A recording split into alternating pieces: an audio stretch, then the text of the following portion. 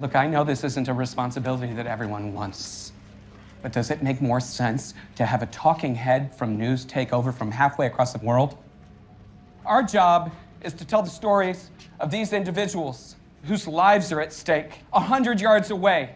And our job is really straightforward.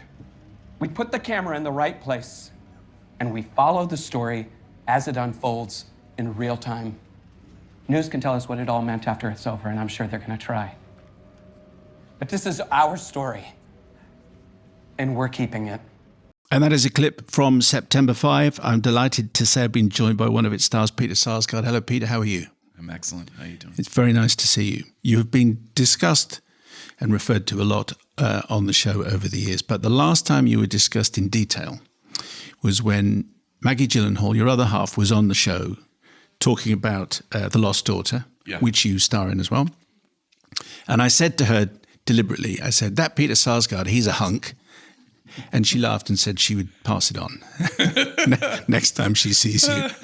But anyway, I just wanted to refer to the fact that you have been discussed on the show in very positive terms. Well, we actually just finished, or she's just finishing another film, The Bride. Yes, with you in it. Yeah. Playing a detective. That's correct. Okay, I'm already looking forward to that. It sounds. I think you've been quoted as saying it's the best thing you've ever read.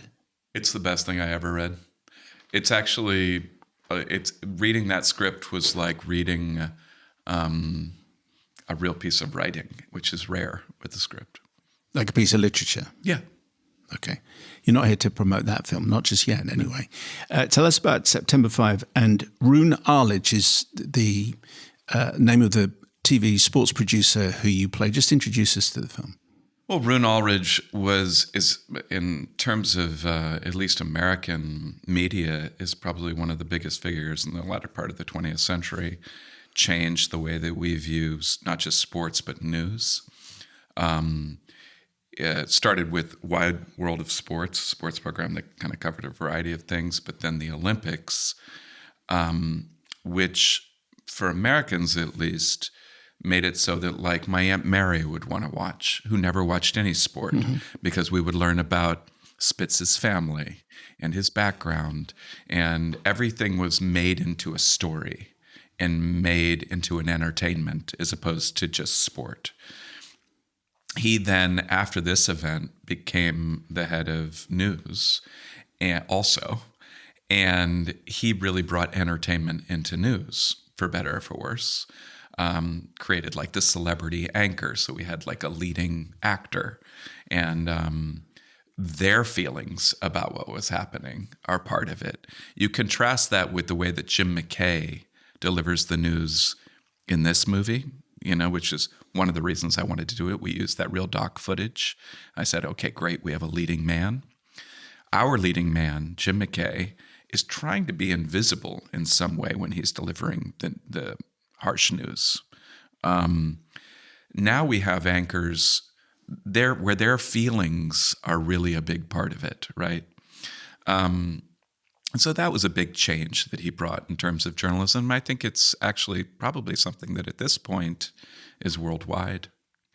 So the September 5 is September 5, 1972. We're at the Munich Olympics, and a story that many will be familiar with, but I guess a lot of people will not be familiar with. And it's hard to believe, right? Yeah, exactly. I'm older than you, but still, it's one of those things. Really, you don't know this story. So can you just do a couple of lines on what happens on September the 5th? Because this is a story which is told through a very particular lens. It is a news/sports room. Right. That's where we are. That's where we stay. But what happens on September the 5th? Well, a group of Palestinian radicals took Israeli athletes hostage, and the Olympics briefly stopped, but then actually it continued at a certain point. This happened in the dormitories where the athletes were living. And because these sports journalists were there and the news journalists weren't, they covered the story. And they had this new piece of equipment that they were using, which had never been used in quite this way, where most of that Olympics were covered with a live camera. or live cameras through a satellite feed.